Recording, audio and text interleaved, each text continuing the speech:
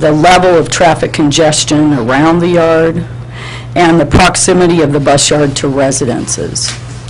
The report shows 14 different options, but we're only recommending 2 for serious consideration.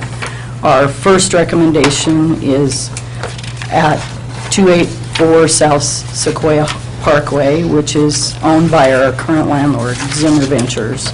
This site will provide us with the best case scenario for a centralized operation, and it meets all of the suitability requirements. It's large enough to accommodate the current fleet, and there is room for additional vehicles or for a future building. The owner is willing to pay for a portion of the improvements and negotiate a lease that includes a purchase option after about 5 years. This site is ready to go with water, electricity, curbs, sidewalks, landscaping, and I believe it has good potential for resale as a parking lot should we want to sell it in the future. I believe the Zimmer property is our best choice, and I'm confident it will meet CAT's needs for many years to come. It also provides us with the most flexibility should another option present itself, or should we decide to go in a different direction in the next few years. I hope you agree, and we'll give staff the directive to negotiate a lease.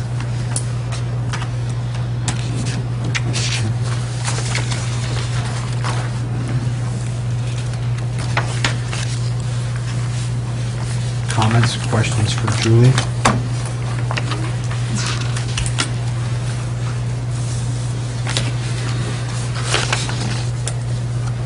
I think I appreciate all your hard work on this. I think given the area that you need to accommodate all the buses and taking into consideration all the available area around town, this does seem like a sensible solution.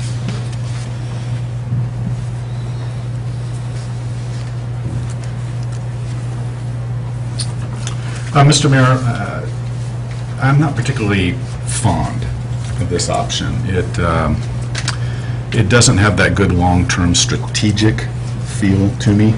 It feels more like a short-term tactical solution. I suspect that if we were looking at another business using this location for a similar use, a secure parking lot, we wouldn't be real fond of that either. I'm not a good land use expert, but it seems like more of a gem of a spot cosmetically. It's out there in front. It's almost at the gateway to the main stretch of Sequoia. So that's just kind of where I am with it. Okay, appreciate that. Julie, Amanda, to Councilor Dale's point, I know we had at one point during in the industrial park, there was conversation, there was a business, I want to say wrecking yard, but I don't know if that's quite the term that was used. But we... Some kind of storage. It was it was some sort of an auto storage area that was going to, wanting to go in there, and through conversation at the agency level, we just didn't, it wasn't what we were shooting for in terms of our industrial park on that piece. How is this different? I don't know, I wasn't aware of that. Okay. How big is this, the Zimmer lot? It's almost an acre, Almost just shy an of an acre. What about the Burden lot? How big is that? It's about an acre and a half, as I remember. And how long before that comes up for possible purchase? The problem with that one is really that it's going to be very expensive to do the stormwater there, because everything behind it toward, you know, I guess it would be the north of it, is all undeveloped. And it's the low spot on that piece of ground. So you're going to have a lot of stormwater prep there. That's going to cost a lot of money. Yeah, there's a big Yeah, it's basically... gully Yeah. there that acts as a drainage area. Yeah, Julie, for me, I don't don't know the rest of the council, I know that you provide us with a motion. I definitely, I don't know what other, what I know of my council is that they, so far in 2 years, has been that they like to noodle and take in and kick things around a little bit before making a decision. I think that that's, I don't know, if you guys are wanting to render a decision or a motion this evening on this. No, I think you brought a good point, Brian. I feel the same way as Councilor Dale, that you've done your job, there's been a problem, you've solved the problem. It's a good answer to the problems we have. It's not an elegant or strategic one, and maybe there isn't. Maybe there isn't always an elegant answer, but if it's not going to cause you great pain for us to hold this over, I'd recommend that. Julie, is there is interest in the space next to you, correct? I haven't asked in the last month. Okay. I was told about a month ago that there was someone interested. I don't know about the status of that right now. So there is, but if not now, it's just a matter of when. It's a matter of when. And this is, I tip my hat to you because you are constantly, this has been a thorn in trying to figure out, as CAT has grown and we've dealt with budget issues and how do we continue to fund it and how do we scale it back, still make it relevant, all those things, how do we do that? This has been the biggest hurdle that we've been having to tackle in terms of planning for the city is what do we do with the CAT? Where does it go and where do we make it a long-time viable piece? Going back, I think having it on the south side has been a goal. So I think we've achieved that. Now it's just how do we make it a good spot? And maybe this is, I think, as we've said, is this the good spot for now? I don't know. Any other? I just have one question. Yes, sir. Is this property right directly behind the current CAT offices and behind the Wilco? Is that a That's consideration? Pioneer Pump owns that now. That's right. And they're only willing to lease it for 7.5 years, and then they want it back. They aren't interested in any kind of long-term, us keeping it for any length of time. And we would have to pay to improve it. They wouldn't contribute to the improvements at all. Julie, how much has CAT grown in the last 10 years? It's kind of hard to measure that because in 2011, we basically cut our service by a third. So the reality is it hasn't grown recently. It's been actually declining in ridership, and we cut back the number of vehicles in 2011 when we cut out the local fixed route. But I think we're getting close to the point now. I'm hoping that next fiscal year we'll have enough revenue to actually implement a more scaled back, but a local deviated fixed route and sort of head our way back to where we were. Yeah. Well, like I said, I appreciate your due diligence on trying to find a solution. And so thank you for that. It is something we do need to do long-term, and we don't know what growth we're going to see in CAT, but we're, planning for that future too, so that it's maybe a one move and not a series of moves in the coming years. So I'm kind of getting a sense of thinking about this, coming back and revisiting this in time. Kim, how much, when would be a agenda slot spot? Is that something you and I should talk about offline, on where we can reconvene to talk about this? Not the July meeting because we have annexations, but August is open. August is open.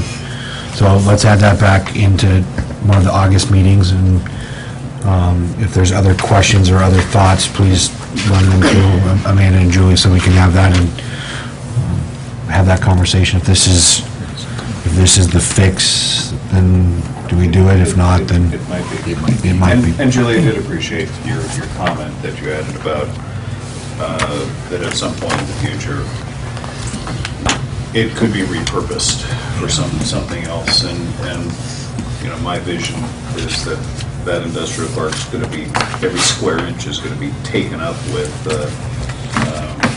profit-producing prosperity. And, you know, so, you know, if I do support this, and I'd be willing to, it would be with that this is the strategic answer. It's an answer for now, but at some point in the future, I want to see job-producing revenue off of that piece of property.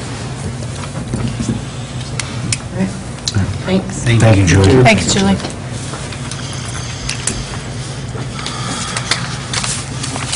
All right. Next new item, or new business item, is the cancellation of the July 2nd, 2014 City Council meeting.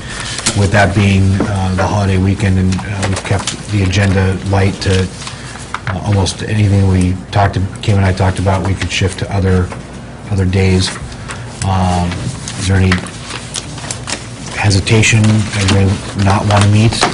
No. So we want to meet? That's July 2nd, you're saying? Yes, sir. Yeah. Okay. So I guess we will, through head nod, I'm saying that canceling of the July 2nd meeting is so thought of as doing. Kim? I will cancel it. Okay. So, City Administrator business and staff reports. Anything? Nope, I have No. nothing, thank you. Joe? No. No? Kim? We heard a lot from Haley, so thank you, Haley. All right, another opportunity this evening for citizen input. If there's anybody else that would like an opportunity to address us in any way, shape, or form? Jerry, please. Just give you an update on Juniper. Yeah, yes, sir, please do. Oh, yeah. Yeah, I was talking to Amanda, I just found this out tonight, but Okay. we should be complete with Juniper, North Juniper project this week, I'm hoping. Done. Well, we're hoping, that sounds good, right? So anyways, it's looking good, I don't know if you guys have been by there. It's looking fantastic. Yeah, they're gonna start paving this week, and I was gonna apologize for Ivy Street, Holly Street in front of City Hall, and Grant, the drop-off. He's gonna fix that because they're paving from 99, all them intersections, and they had to get a permit from ODOT, or the railroad to work in there, so they're held up. So they're gonna fix that drop-off, and, Yeah.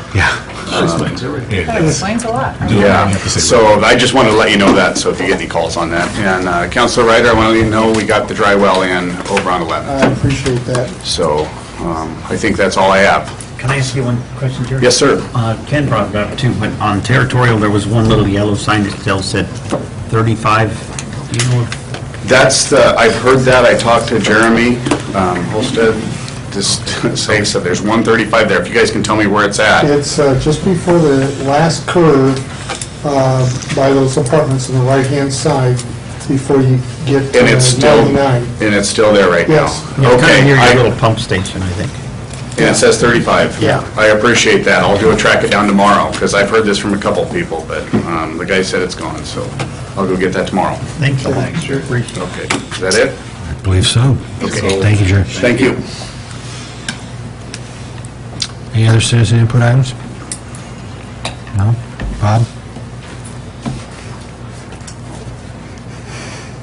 Anything from you tonight, Bob? No. I know, I thought you were getting ready to come out. You look so profound. We thought something was coming. I thought it. All right, the long list of action review, Kim. You have adopted Resolution 1192, 1191, 1192, 1193, 1194, 1195. You've adopted Ordinance 1402, and you've approved Ordinance 1403 to come up for second reading on July 16th, and you have canceled the July 2nd City Council meeting. Okay, thank you, Kim. Mr. Lindsay, no executive session? None.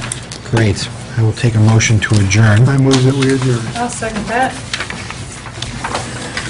Motion by Councilor Ryder, second by Councilor Hensley to adjourn our meeting. Before I do that, I will say, General Canby Day, July 4th, it is a Friday.